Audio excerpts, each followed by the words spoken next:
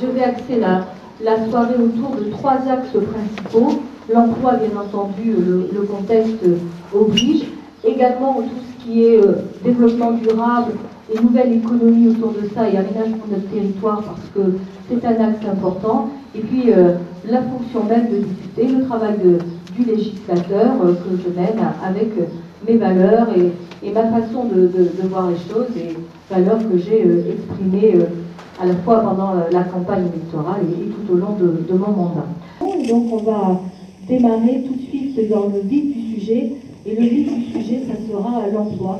La crise est là et même s'il y avait eu des clignotants avant, et puisque nous sommes à Blanquefort et puisque nous parlons d'emploi, il y a eu un dossier important, et bien ça a été le dossier Ford, un dossier emblématique, mais un dossier qui nous a donné aux uns et aux autres, et je parle sous le contrôle de l'ensemble des élus qui sont là, qui nous a donné des sueurs froides et sur lequel il a fallu tout de suite se mobiliser. Et je sais que pour ma part, ça a été, je crois, la première lettre que j'ai faite au cours de mon mandat, ça a été de saisir Madame Lagarde sur le problème de Ford. Et on va le voir tout de suite. De la fermeture du site Ford à Blanquefort. En effet, depuis ma dernière rencontre avec Madame Lagarde, de mauvaises nouvelles sont encore arrivées. Or, 2009, c'est demain. C'est demain pour 2000 salariés et leurs familles. 2000 salariés. C'est demain pour 15 000 emplois induits. Je le redis à Madame Lagarde, il est vraiment urgent que le gouvernement agisse face à une future catastrophe économique, humaine et financière. Aussi, en accord avec les représentations syndicales, je demande expressément d'abord la nomination d'un monsieur Ford au plus haut niveau et d'en faire également la demande à la direction de Ford pour travailler uniquement sur ce dossier et de rechercher impérativement toutes les solutions pour maintenir l'emploi sur le Premier ministre. ArcelorMittal, Kodak, Nico, Kleber, Artisan National, Tektronix, sans oublier Ford et ses 1800 salariés menacés de licenciement dans quelques mois. La liste est longue, oui, Monsieur le Premier ministre, longue de sites condamnés par des stratégies financières déconnectées de toute logique industrielle. En 2 ans, 110 000 emplois industriels ont été supprimés. 110 000 emplois, ce sont 110 000 familles meurtries qui perdent leur repère, qui perdent leur dignité, qui perdent leur pouvoir d'achat. Les salariés, comme ceux de Ford, attendent autre chose que des promesses non tenues. C'est dans l'innovation et la recherche que les 15 milliards du paquet fiscal auraient pu valablement s'employer. C'est sur ce terrain que devrait s'agiter le président de la République. Et pour ma part, je pense qu'effectivement, il aurait mieux fallu anticiper la mutation industrielle et il faut davantage mettre de l'argent sur l'innovation et la recherche parce que la relève passera par là. Sur ce dossier-là, moi je crois qu'avec les rencontres avec les syndicats, et je salue d'ailleurs la présence de Francis Vicius et l'ancien responsable du CE de Ford avec lequel nous avons beaucoup travaillé. Et puis à ce côté, il y a Jean-Luc Gassi, le nouveau responsable. Donc je crois que nous allons encore nous voir parce que nous devons rester vigilants. Nous devons rester vigilants sur les formations à apporter, à continuer d'apporter aux salariés, notamment par rapport aux activités nouvelles. Nous devons être attentifs sur les plans de charge qui devaient être tenus jusqu'en 2011. Nous voyons déjà la production continuer de baisser. Donc il faudra veiller au lissage entre la fin de ces contrats et l'arrivée des nouvelles activités. Et je crois que sur un dossier comme ça, il faudra que l'on maintienne une pression intelligente, bien sûr, et concertée avec la nouvelle direction, avec l'ensemble des représentations syndicales. Sauvetage de Ford au sud, mais nécessaire implantation économique au nord, puisque vous savez qu'il y a un déficit assez important au niveau de l'emploi, que la réalité n'est pas brillante sur le nord du Médoc.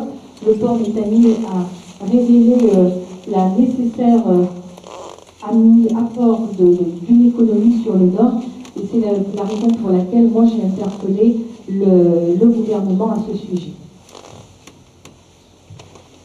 Madame la ministre, je souhaite vous interpeller sur la situation situation économique et sociale très dégradée en Nord-Médoc. Comme vous le savez, ce territoire souffre de difficultés économiques structurelles qui se traduisent depuis un grand nombre d'années par un pourcentage de demandeurs d'emploi très supérieur à la moyenne nationale. Pourtant, ce territoire dispose d'infrastructures susceptibles de répondre en partie, bien sûr, à cette problématique. Je pense bien entendu au port du Verdon. Mais ce port est aussi une zone franche et aujourd'hui, elle est en grande partie à l'état de friche, faute de projets d'investissement, mais aussi, il faut le dire, faute d'une réelle volonté politique. Pour autant, il est inenvisageable que le rejet du port méthanier entraîne le rejet de tout projet économique sur le port du Verdon. Il y a, Madame la Ministre, une véritable urgence sociale à ce qu'un projet de substitution, cohérent bien sûr avec l'environnement du site et porteur d'emploi, soit priorisé.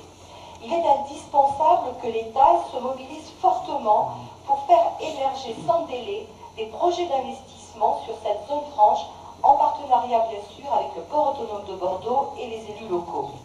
Madame la Ministre, je souhaite que vous puissiez me rassurer sur la volonté du gouvernement de maintenir l'objectif de développement économique du port du Verdon.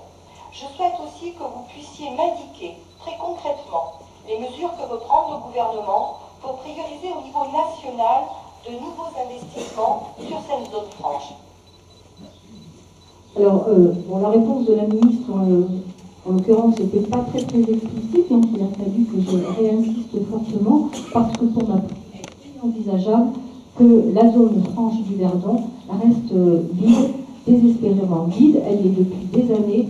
C'est pas possible qu'il n'y ait pas des actions de fait. C'est la raison pour laquelle je vais redemander à la ministre d'être un petit peu plus concrète dans ses propositions et demander notamment la venue de Dominique Bussereau qui a en charge les ports et qui va d'ailleurs venir d'ici entre la fin du mois de juin et le début du mois de juillet, de façon à ce qu'on puisse réellement commencer à mener une réflexion concertée. Oui, Madame la Ministre, merci pour ces chiffres, mais je crois qu'il est important de vous préciser certaines choses. Protection de l'environnement, nous sommes d'accord. Protection de l'environnement ne veut pas dire emploi. Investissement sur le PAB, vous savez que le Verdon est un avant-port. L'investissement pour l'instant a été concentré sur le port de Bordeaux, sur le site même de Bordeaux. Moi je vous évoque le port du Verdon.